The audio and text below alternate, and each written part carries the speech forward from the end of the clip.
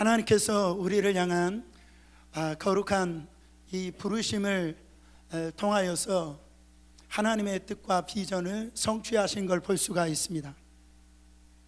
하나님께서 이 땅에 우리를 보내실 때 겨우 나 한 사람만 구원받고 그렇게 살아가라고 우리를 보내신 게 아니다라는 거예요. 어떤 누구도 하나님께서 이루시고자 할 중요한 그 뜻이 있고 하나님의 그 성취하시고자 한 그 목적이 개개인의 누구든지 다 있다라는, 이것을 우리가 하나님 안에서 그거를 비전이라고 합니다. 나아가면 그거를 사명이라고 한단 말이죠. 여러분, 우리를 향한 하나님의 부르심의 사명은 무엇일까요? 사도행전 1장 8절 말씀, 오직 성령이 너희에게 임하시면 너희가 권능을 받고 예루살렘과 온 유다와 사마리아와 땅 끝까지 이르러 누구의 증인이 되리라? 예수의 증인이 되리라. 예수님께서 우리의 죄를 십자가에서 다 대속하시고 이제 3일 만에 이제 십자가에서 부활하시고 난 다음에 하나님 보좌 우편에 앉아 계시고 그때 약속하신 것을 기다리라고 했습니다. 그 약속하신 것, 바로 성령님을 우리 가운데 보내주신 목적이 뭐냐면 예수 그리스도의 증인되라고 우리 가운데 이 성령을 보내주신 것은 바로 하나님의 부르심에 따라 하나님의 뜻을 이루는 삶이 되라고 그 성령님께서 우리 가운데 오셨으니 바로 예수 그리스도의 증인이 되라는 겁니다. 오늘 본문에 그런 하나님의 나라의 그 꿈을 가지고 그 부르심에 순종했던 한 사람, 그 사도 바울, 지난 30년 동안 그가 전생애를 바쳐서 이제 복음으로 헌신했지만은 이제는 지금까지 가보지 못했던 이제 로마를 가길 원했고 그 로마를 지나서 이 서버나 스페인까지 하나님의 부르심대로 나는 달려가겠다라고, 나아가겠다라고 이 순종하고 있는 그런 복음의 꿈과 열정이 있는 사도 바울을 오늘 말씀을 통해서 볼 수가 있습니다. 오늘 말씀이 선포될 때 여러분 마음 가운데 사도 바울처럼 이 복음의 열정과 하나님의 나라의 꿈이 세워지기를, 다시 불붙듯이 일어나기를 예수 그리스도 이름으로 축원합니다. 첫 번째, 복음의 통로가 되라는 겁니다. 한번 따라하겠습니다. 복음의 통로가 되십시오. 우리 지금 옆 사람에게 인사해 보세요. 복음의 통로가 되십시오. 하나님의 부르심에 합당한 삶을 살기 위해서는 복음의 통로가 되어야 된다라는 거죠. 15장 22절 23절 같이 봉독합니다. 그러므로 또한 내가 너희에게 가려 하던 것이 여러 번 막혔더니 이제는 이 지방에 일할 곳이 없고 또 여러 해 전부터 언제든지 서보나로 갈 때 너희에게 가기를 바라고 있었으니. 오늘 본문 말씀을 읽어보면 사도 바울이 얼마나 이 로마를 가길 원했는지를 알 수가 있습니다. 사도 바울은 이 로마를 가기를 원했지만 이 하나님께서 마게도니아 사람의 환상을 통해서 이제 로마로 가려고 했던 발걸음을 이제 마게도니아로 이 발걸음을 인도하신 걸 볼 수가 있어요. 그때 하나님의 음성에 순종을 합니다. 몇 번이고 로마로 가려고 했는데, 그렇지만 그것이 막혔다라고 해서 난관이 또 여러 가지 있었지만 이 사도 바울의 마음은 변치 않았다라는, 하나님이 주셨던 그 첫 마음, 어떻게 해서든지 그는 로마에 가서 이 복음을 증거하기를 원했다라는 거죠. 왜 그랬습니까? 로마서 1장 15절부터 16절에 이 부분에 대해서 분명하게 이 사도 바울이 이야기하는 걸 볼 수가 있어요. 그러므로 나는 할 수 있는 대로 로마에 있는 너희에게로 복음 전하기를 원하노라. 나는 할 수만 있으면은 로마에 가서 뭘 전하기를 원해요? 복음을 전하기를 원했다는. 왜 복음을 전하기를 원했답니까? 내가 복음을 부끄러워하지 아니하노니 이 복음은 모든 믿는 자에게 구원을 주시는 하나님의 능력이 됨이라. 먼저는 유대인에게요, 그리고 헬라인에게로다. 사도 바울이 왜 그가 그토록 로마에 가고 싶었느냐? 그들에게 복음을 전하기 원하는 그런 열정 때문에, 그 마음이 있었기 때문이라는 거죠. 어떻게 그 어려움을 이기고 이 복음을 어떻게든지 전하기 원했다라는 거죠. 사도 바울은 이 복음에 확신이 있었습니다. 여러분, 나는 복음을 부끄러워하지 않는답니다. 왜 부끄러워하지 않아요? 나는 이 복음이 모든 사람에게 구원을 주시는 하나님의 능력이 되기 때문에 나는 이 복음 부끄러워하지 않는다라는 거예요. 이 복음으로 인하여서 영혼이 구원받는 것이고, 이 복음을 영접하는 사람들 하나님께서 이 복음을 통하여 변화시키는 하나님의 능력이 있기 때문에 나는 이 복음을 증거하지 않을 수가 없다라고 사도 바울은 고백하고 있다라는 거죠. 사도 바울에게는 이런 복음에 대한 감격이 있었어요. 열정이 있었어요. 사도 바울은 자기의 이 원래의 이 존재에 대해서 알고 있었던 사람이죠. 사도 바울이 전에 이 사울은 예수 믿는 자를 핍박했던 자예요. 여러분, 정말 예수 믿는 사람을 감옥에 잡혀 들어가게 했던 사람이고, 정말 그는 살인자였던 자, 그리스도의 그 대적자였습니다. 그는 결코 주님 앞에 쓰임받을 수 있는 인생이 아니었는데, 주님께서 그분의 은혜로 바로 이 사도 바울을 주님께서 사도로 세워주셨다라는 거죠. 여러분, 이 감격이 사도 바울에 너무너무 컸던 거예요. 어떻게 이런 일이 내 인생에 일어날 수 있는가? 이 구원의 감격, 그 복음으로 인하여 그의 인생의 변화에 너무나 감격스러워서 이 크신 이 복음을 전하지 않을 수가 없다라는 겁니다. 사랑하는 성도 여러분, 이 사도 바울과 같은 이 마음이 여러분 안에 있기를 예수 그리스도 이름으로 축원합니다. 여러분, 복음을 전하지 않을 수 없는 마음, 사도 바울은 그래서 로마에 가서도 이 복음을 바로 전하기 원했던 것이죠. 23절 24절 말씀 같이 읽겠습니다. 또 여러 해 전부터 언제든지 서번하러 갈 때 너희에게 가기를 바라고 있었으니, 이는 지나가는 길에 너희를 보고 먼저 너희와 사귐으로 얼마간 기쁨을 가진 후에 너희가 그리로 보내주기를 바람이라. 사도 바울은 스페인, 서번하가 지금의 스페인이잖아요.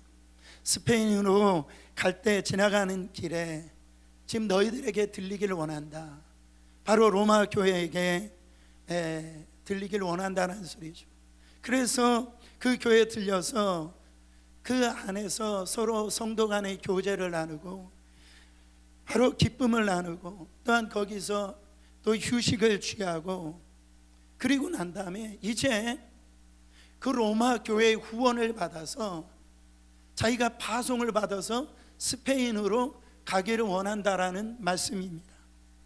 여러분, 사도 바울이 스페인이 경치가 좋고 그렇게 관광지가 유명해서 가고자 한 것이 아니라, 그 당시에는 로마가 지배했던 나라 중에 피지배, 바로 이 스페인이 그 서쪽 변방 끝에 있는 나라이거든요.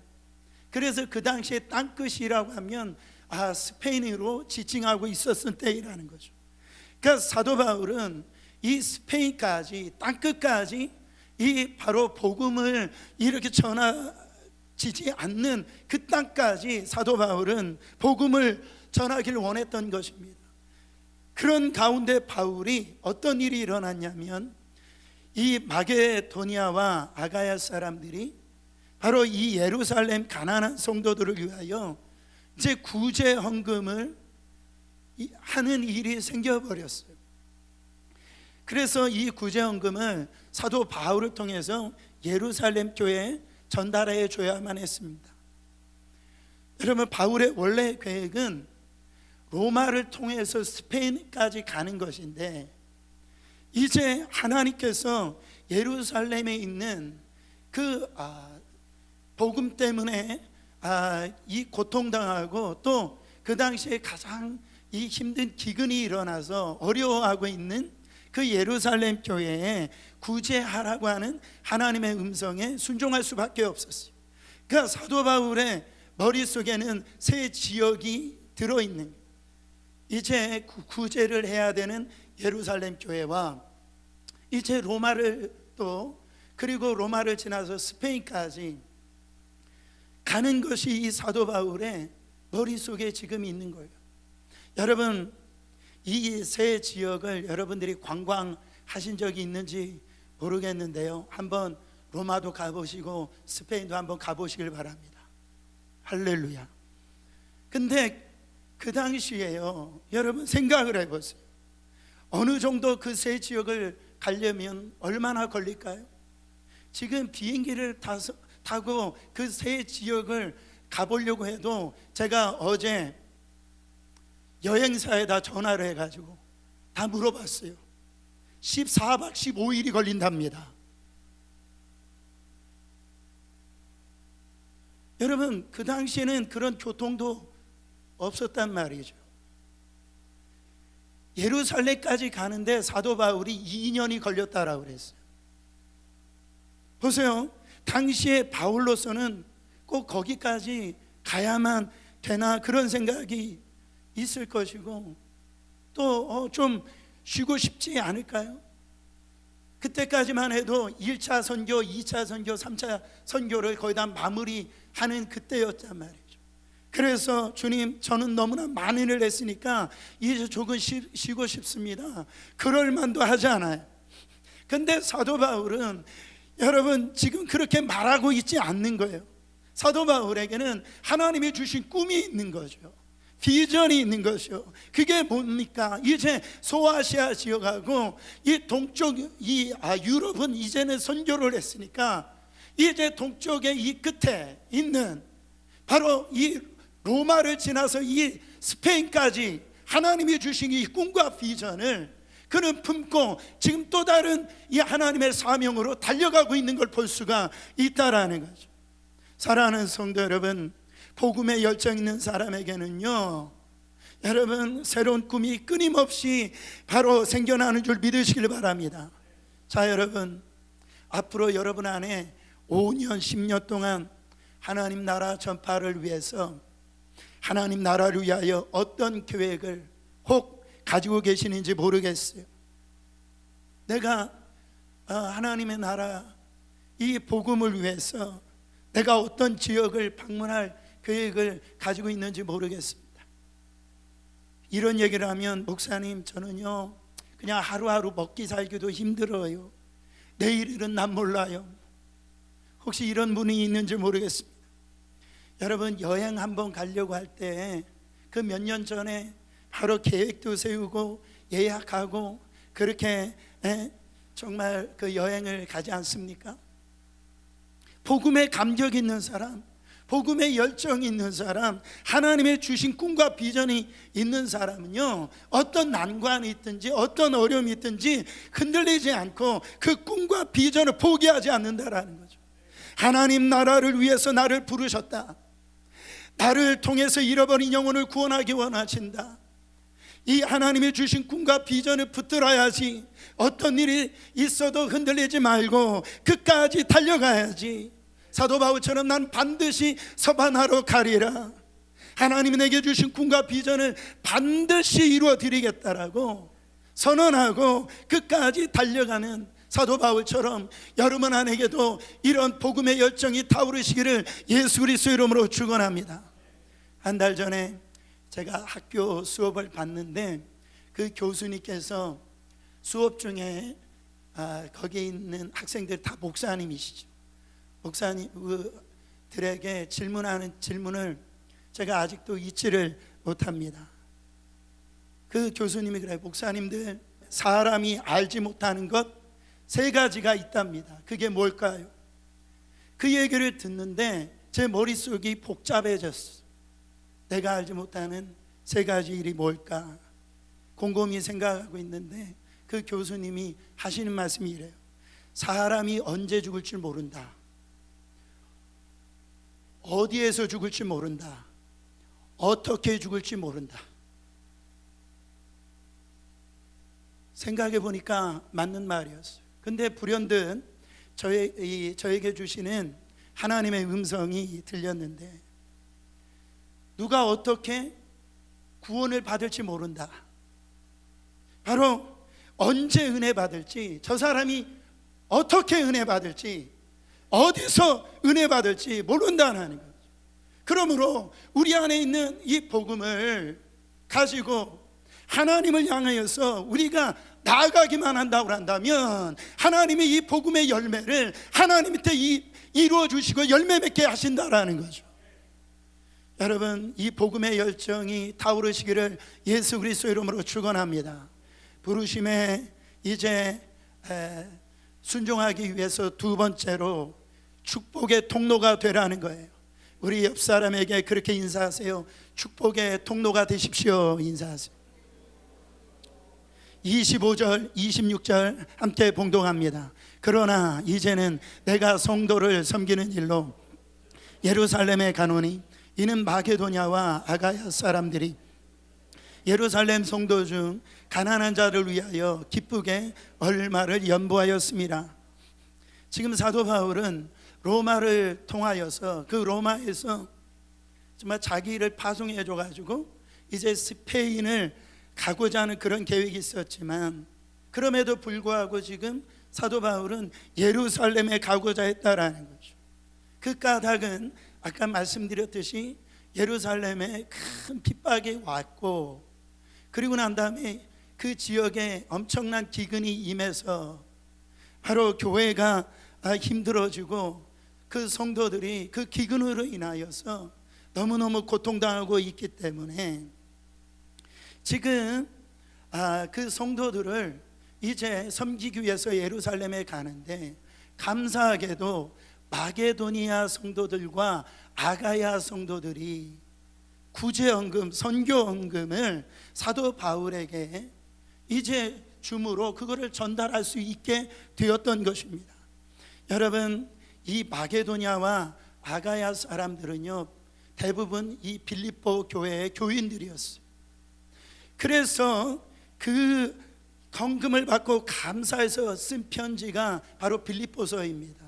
빌립보서 4장 마지막 장에 가보면은 그가 이 빌립보 성도들이 드린 이 헌금을 가지고 감사하는 장면을 볼 수가 있어요. 너희들이 보낸 이 헌금은 향기로운 제물이다. 그리고 빌립보 교회보다 훨씬 큰 교회였어요. 괜찮은 교회였던 이 고린도 교회를 사도 바울이 책망하는 걸 볼 수가 있습니다. 이 마게도냐하고 이 아가야 성도들은 그걸 어떻게 보면 개척교회입니다. 어려운 교회예요. 근데 그 어려운 가운데서도 전심으로 기쁘게 정말로 그 어려운 당하고 있는 그 예루살렘 교회를 이렇게 헌금을 하고 있는데, 너희들은 왜 그렇게 하나님 앞에 드리는 것이 인색하냐? 고린도서를 보면은 계속 고린도 교회를 책망하는 걸 볼 수가 있어요. 바울은 이 마게도냐와 아가야 이 성도들에게 이 헌신에 감동을 받은 거예요. 그래서 너희들이 드린 이 예물은 하나님께서 받으시는 기뻐하시는 향기로운 보배구나. 왜 향기롭다고 말했을까요? 여러분, 진정한 향기는 어디에서 나타날까요? 자원함에서 나오는 것입니다. 누군가 요청한 것도 아니에요. 강요한 것도 아니에요. 어떤 체면, 어떤 요소가 가미된 게 아닙니다. 바로 그것도 알려지지 않아도, 바로 자기 이름이 나오지 않을지라도 하나님의 그 은혜에 감사해서, 나를 정말로 구원하여 주셔서 이 교회를 세워주신 그 하나님의 그 은혜에 감사해서 바로 주님 앞에 드려진 그 예물, 그 예물이 자원함으로 드린 예물이 향기로운 제물이 되어진다 말이죠. 바울은 그 향기로운 제물을 예루살렘 교회에 잘 전달해서 가난과 기근에 이렇게 휩싸여 있는 이들에게 주님의 그 손길로 가기를 원했던 것입니다. 여러분, 이 마음을 27절에 이렇게 표현합니다. 저희가 기뻐하였거니와 또한 저희는 그들에게 빚진 자니 만일 이방인들이 그들의 영적인 것을 나눠 가졌으면 육적인 것으로 그들을 섬기는 것이 마땅하니다. 우리가 이렇게 섬기는 건 마땅하답니다. 왜 마땅하답니까? 예루살렘 교회는 모교회예요. 그 모교회의 핍박이 와서 세워진 교회가 안디옥 교회예요. 그렇게 퍼진 교회들이 이제 자기들의 교회가 세워졌다라는 거죠. 자기들은 지금 개척교회고 힘든 교회지만 모교회가 힘들다라고 하니 그런 빚을 우리가 받았기 때문에 우리가 마땅히 이렇게 섬기는 것이 당연한 일이라고 그렇게 지금 이 사도 바울에게 말하고 있는 것입니다. 여러분, 우리는 빚진 자입니다. 할렐루야. 우리가 예수 믿은 거 누군가의 그 빚을 통하여서 빚을 졌기 때문에 그게 부모든지 그게 어떤 누구든지 바로 그 한 사람의 헌신과 노력과 그 기도를 통해서 우리가 예수 믿게 되어졌다라는 거죠. 빚을 받았다라는 겁니다. 사랑하는 성도 여러분, 이 마게도니아와 아가야 성도들은 이 복음의 이 빚을 졌기 때문에 우리는 이 빚을 갚아야 돼서 우리는 도와야 된다라는 그 마음을 품은 것입니다. 이것이 마게도니아와 아가야 성도들에게만 필요한 마음입니까? 아니다라는 거예요. 저와 여러분들도 이 빚진 자의 의식이 있어야 돼요. 이 빚진 자의 의식이 없다면 우리는요, 우리의 모든 일들이 내 의의가 드러나고 공로주의가 나온단 말이죠. 그거는 하나님이 받지 않으세요. 우리는 하나님이 받으시는 우리의 사역과 우리의 삶이 되어야 되는데 늘 나는 주님을 알지 못한 나를 하나님의 값없이 주시는 그 빚값으로 말미암아 내가 구원받았으니 주님, 나는 이 은혜 갚을 길이 없습니다. 나는 2번 죽어도 할 말이 없는 사람입니다. 주님, 나를 사용하여 주셔서 감사합니다. 여러분, 그 빚의 끝에는 누가 계십니까? 하나님이 계세요. 나를 위해 십자가에 달리신 예수 그리스도, 그 아들을 주신 하나님께 우리는 정말 갚을 수 없는 빚을 진 사람들이라는 거죠. 그러므로 우리는 서로 돕고 세우는 그 헌신을 해야 될 것입니다. 이것이 바로 축복의 통로로 우리를 부르심이라는 것이죠. 따라합니다. 축복의 통로. 여러분, 우리가 이렇게 축복의 통로의 삶, 누군가를 섬기는 삶을 사는 것이 힘들으라고 우리를 어렵게 하려고 이 말씀하시는 게 아닙니다. 저는 이 말씀 중에 누가복음 6장 38절에 쉬운 성경으로 이 말씀이 있는데 너무 은혜가 되는 거예요. 같이 읽어보세요. 남에게 주라, 그리하면 너희가 받을 것이라. 그것도 많이 꾹꾹 눌러 흔들어서 넘치도록 너희 품에 안겨줄 것이다. 너희가 남을 저울질한 만큼 너희도 저울질 당할 것이니라. 너무나 놀라운 말씀을 주고 계세요.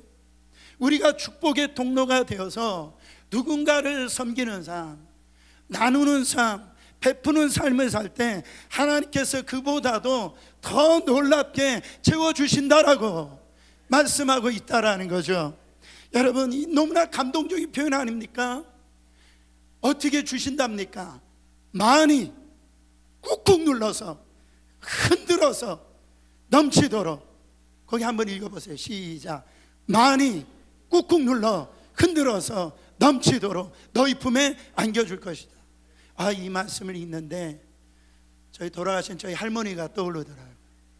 제가 외지에서 일을 하고 또 학교를 다니다가 시골에 저희 할머니 이제 만나러 이렇게 고향에 가잖아요. 그러면 저희 할머니가 밥그릇에다가 밥을 얼마나 꾹꾹 눌렀는지 이게 산소가 돼요. 분명히 이게 한 그릇인데 먹어보면 3그릇 4그릇이, 그리고 또 갖다 주신단 말이죠. 사랑하는 성도 여러분, 이 하나님이 주신 복의 특징이 여기에 있다라는 거예요. 여기서 우리를 향한 하나님의 마음을 알게 되어집니다. 우리 하나님의 마음은 뭐냐면, 하나님은 우리가 받기만 하는 인생이 아니라 축복의 통로로 나누는 인생, 섬기는 인생, 그런 인생이 되길 원한다라는 거죠. 우리가 예수 이름으로 누군가를 섬기기 시작할 때, 예수 이름으로 나누기를 시작할 때, 여러분, 하나님께서 우리의 인생에 더욱더 놀랍게 채워주시겠다고 말씀하시는 거예요.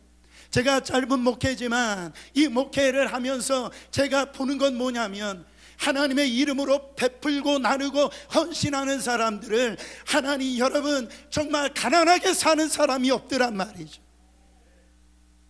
하나님이 채워주시는 인생을 살더라는 거예요.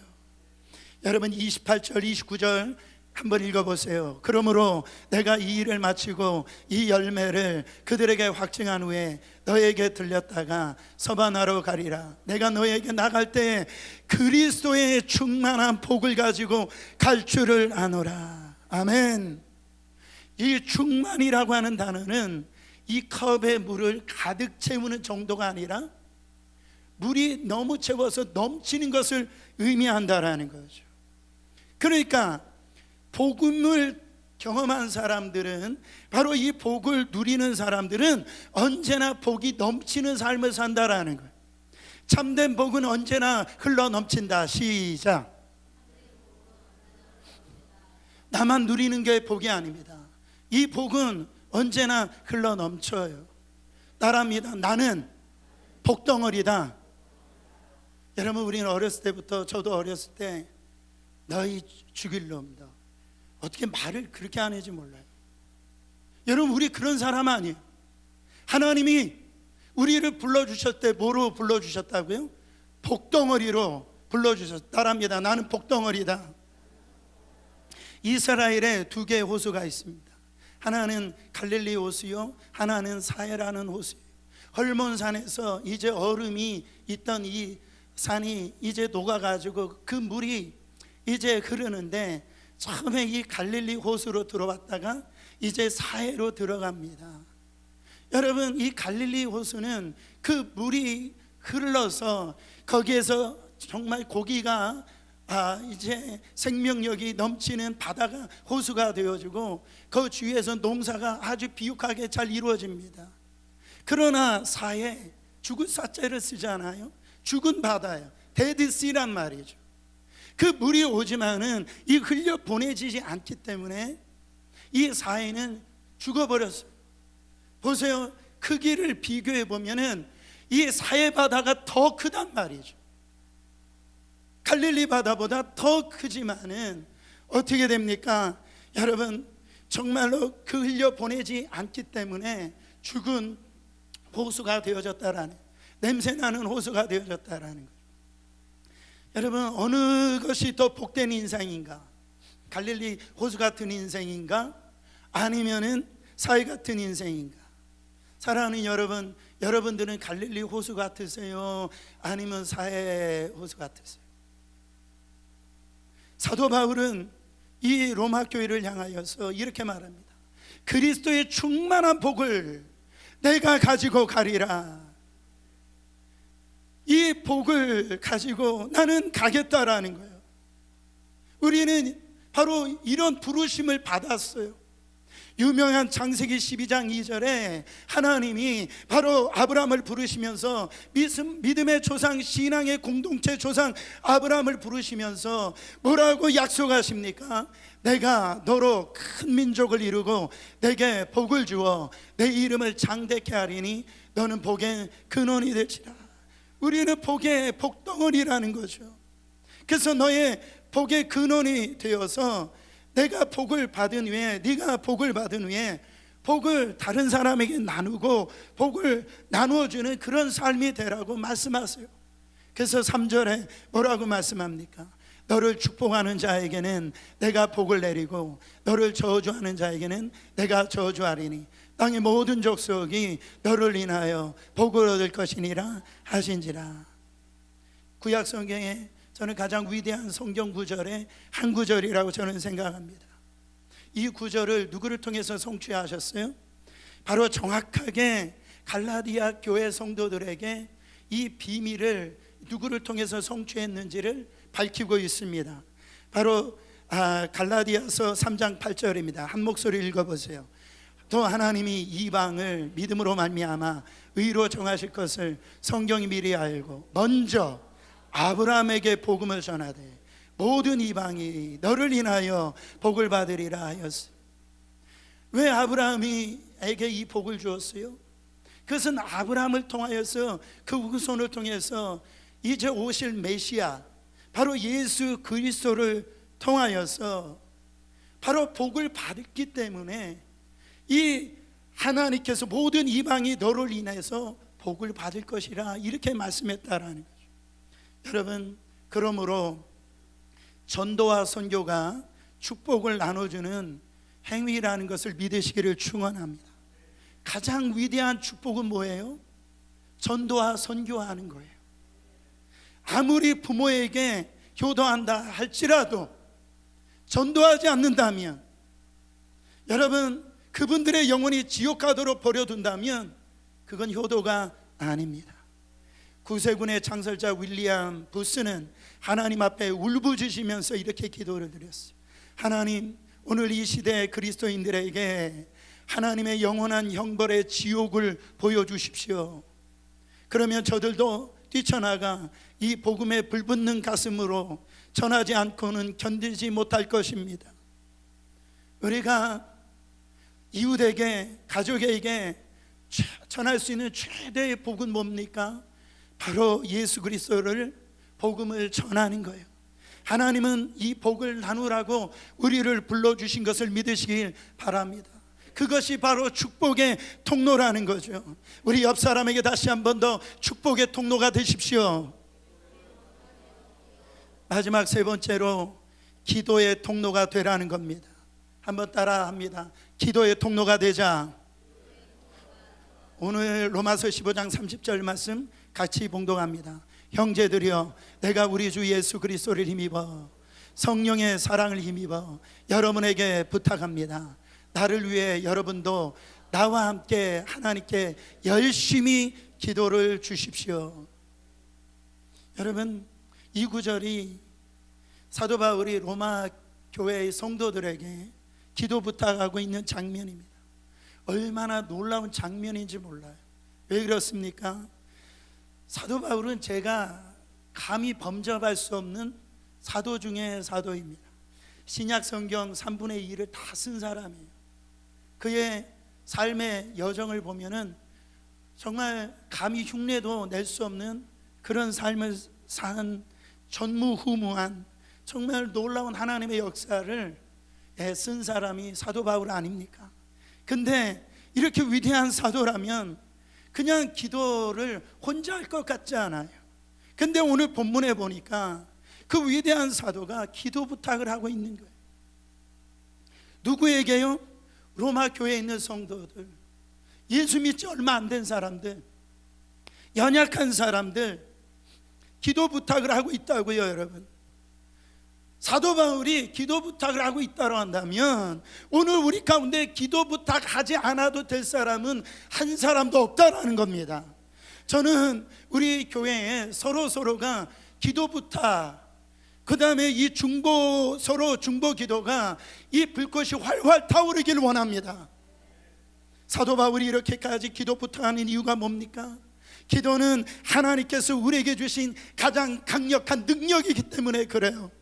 그래서 마태복음 18장 18절부터 20절까지 이렇게 말씀하고 있습니다.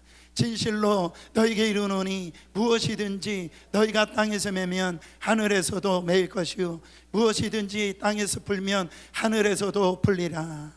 진실로 다시 너희에게 이르노니 너희 중에 두 사람이 땅에서 합심하여 무엇이든지 구하면 하늘에 계신 내 아버지께서 그들을 위하여 이루게 하시리라. 두세 사람이 내 이름으로 모인 곳에 나도 그들 중에 있느니라. 기도는 왜 하나님의 능력이 있습니까? 땅에서 기도할 때 매면 하늘에서도 매이는 역사 일어나고, 바로 한 땅에서 기도로 풀면 하늘에서도 풀려지는 역사가 일어나기 때문에 바로 기도는 능력이 일어난다라는 거예요. 기도하는 우리는 너무나 연약하지만 그 기도를 들으신 하나님은 부족하지 않으세요. 기도하는 우리는 너무나 여러분 부족하지만 우리의 기도를 들으신 하나님은 바로 전능하신 하나님이시라는 거죠.